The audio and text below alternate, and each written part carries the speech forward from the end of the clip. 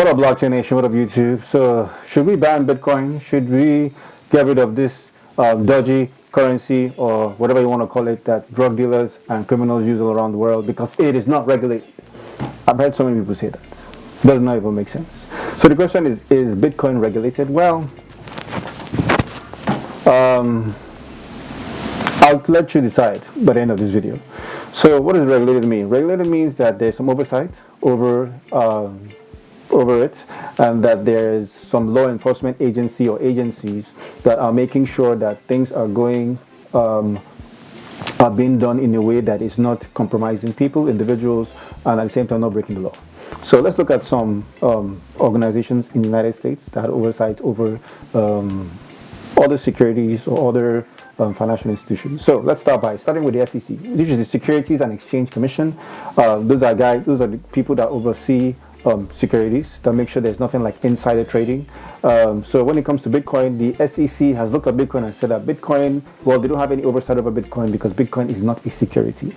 Now, there are ICOs or tokens that are released as ICOs, which are initial coin offerings, whereby you have a company that says, hey, I have these tokens for sale, and they make it available to the public, and then the public buys these tokens. Sometimes they're scams. So when it comes to tokens, then yes, the SEC, as of this recording, is either has some oversight or is planning to have some oversight over tokens. But this is about Bitcoin. Now, Bitcoin is not a security, so for that reason, the SEC is not looking at Bitcoin or has no oversight over Bitcoin. So you might say, well, it's not regulated. Well, let's go on. Let's look at the second organization, which is the CFTC, the Commodities, Futures and Trade Commission. Now, the CFTC has said that Bitcoin is not it's not a security still, but it's a commodity. So they will only regulate it when it becomes like a swap or a future. Now, those are derivatives. A derivative is just a financial product, which is a product of some other product. I know, that's a very simplistic way of saying it. But there are some companies out there that are trying to create swaps and futures from Bitcoin. So when you turn Bitcoin into something like a swap in the future, yes, the CFTC will have oversight over it. But Bitcoin in its pure form, the CFTC has no oversight over Bitcoin. So then you might argue and say, well, it's not regulated. Well, let's go on. Let's look at the IRS. The IRS, number 3, is the Internal Revenue Service. Now, the IRS has looked at Bitcoin and said that Bitcoin is property, which means that, yes, if you make money on Bitcoin, then you'll be taxed at 20%. Yes.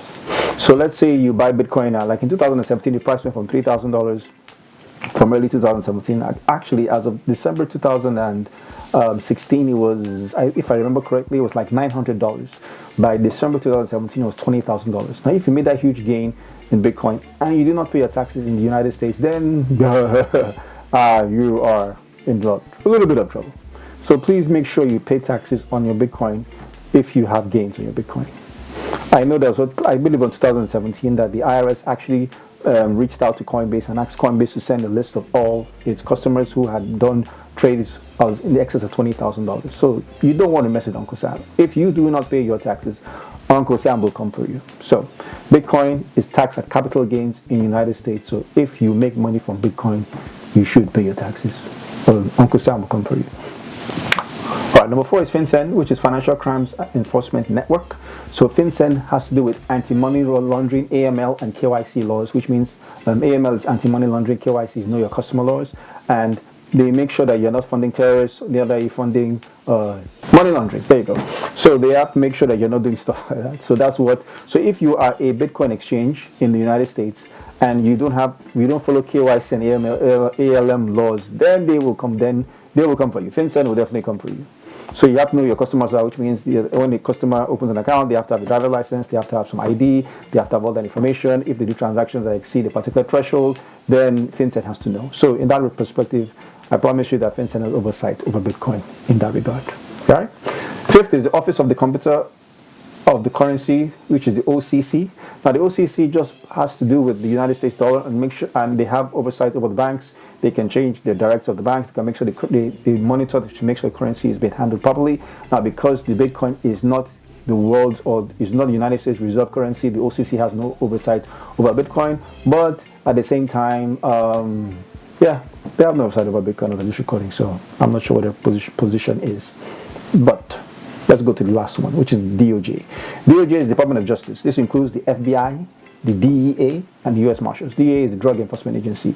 If you are doing stuff with Bitcoin that's illicit, there was a website a long time ago on the dark web called Silk Road that was run by a guy named Ross Ulrich, who currently is in jail because he was using Bitcoin he was buying or selling drugs and all sorts of crazy stuff, weapons on the dark web, and people were paying for those things using Bitcoin.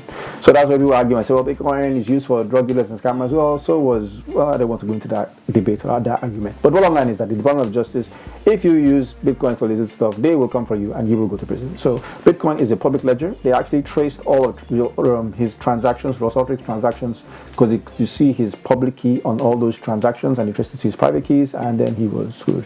And also, we were watching a documentary by Shin, and she mentioned how, I forget this lady's name, who was a federal prosecutor, and so after the whole Silk Road scandal, all the money that was confiscated by the FBI, there were actually federal agents that were pilfering money out of that purse for their own personal gain, and it was all on the public ledger. I think something very interesting about Bitcoin and crypto assets is that the early reputation and even this kind of lingering stigma has come from the fact that many people associate it with criminal money.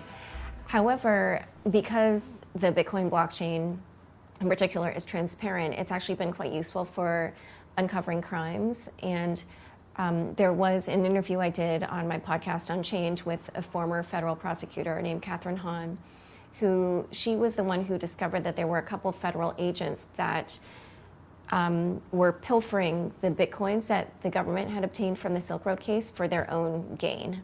She got a tip that there might be one agent that was doing this, but from looking at the movements on the blockchain itself, she realized that there were two people, because the way that one of the agents was moving the money was quite different from the way the other was moving the money. And because she could see the way they were doing this, she realized, oh, it's not just one person, there's two of them. So that's just crazy. But bottom line is, to answer what I said in the beginning, whether Bitcoin is regulated, it is very regulated. It's as regulated as it can be. Yeah, the SEC has no oversight because it's not a security, but they still watch it, I promise you. I can't remember which federal agency it was that actually run a public Bitcoin node. I'm not sure if it's the SEC, but one of those. So the CFTC has said it's a commodity, so they're not looking at it.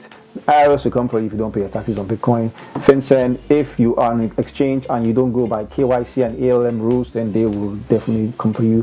And the Department of Justice will come on you hard if you mess around. So any of these institutions is either jail time or a huge fine, and you don't want to get in trouble with Uncle Sam. So Bitcoin is as regulated as it can be. That is very regulated.